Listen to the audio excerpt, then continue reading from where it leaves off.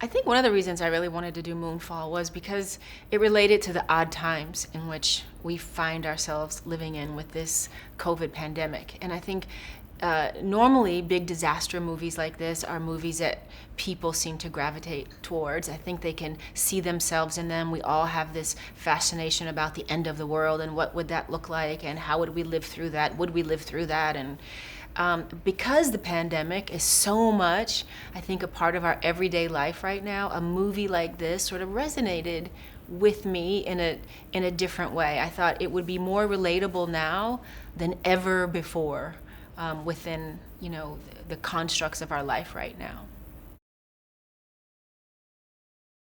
I had one conversation with Roland in the early days. It was very quick. We talked about the movie. You read a movie like this and you really understand what it's about. It's pretty easy to understand. So we sort of had a meeting of the minds. And originally this role was written for a man, though I do know that. And so credit to Roland for taking a character that was male and then realizing that this could be a female character and still have the same impact. I describe Fowler as wicked smart. I think she's a woman who survived in a man's world. You don't become an astronaut, and when we find her, she is, the deputy director of the NASA. You don't find a woman in that position who isn't extremely intelligent, strong, has a real sense of self about her. She's very willful. She's had to survive in this world and hold her own. And so that's how I describe her. She's strong. I love characters. I love women and characters like this. Yeah, I think we find them in the beginning and they're the best of friends. Like Brian was at her wedding. She clearly knew he knew her husband. And they were like workmates. Like I was his, work wife and he was my work husband. And very, very close. And then this event happens in the movie where we get estranged. There's sort of a misunderstanding, something very confusing and scientifically unexplainable happens. And my character doesn't exactly stand up for him the way she probably could have. And he sort of takes the fall, and sort of that starts the beginning of the unraveling of their relationship. And we get to visit them again in the movie, and they have a chance to sort of wrong that right, to come to terms with what happened and realize that neither one of them were right or wrong. It was just a very unfortunate situation that was hard to explain, and they sort of went their separate ways as a result of it.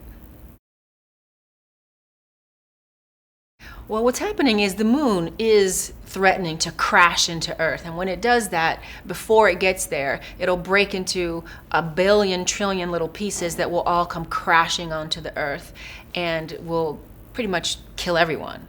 So, they've got a big problem that they're trying to figure out a way to solve. And what we come to find out is that there's some sort of alien force at work, and it goes against everything that science believes. So you have the battle of science and metaphysics and what is possible in both of those realms. But it's clear that something is happening that has caused the moon to move out of its orbit and start descending onto Earth, and there's a ticking clock on it. So if they don't get up to the moon and figure out what this thing is and sort of destroy it, then little by little, the moon is moving closer and closer to the Earth and potentially causing destruction.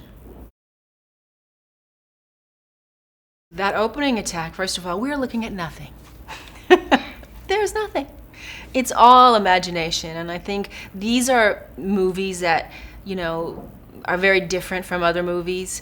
We really have to be able to commit to our imagination, and Roland can share with us the previs and give us a basic idea of what will be happening, but we know all too well that it's going to be more vivid, more alive, more real than we can even imagine. But we're forced to use our imagination, and work to Roland or someone else reading out things to us that are actually happening that we have to react to.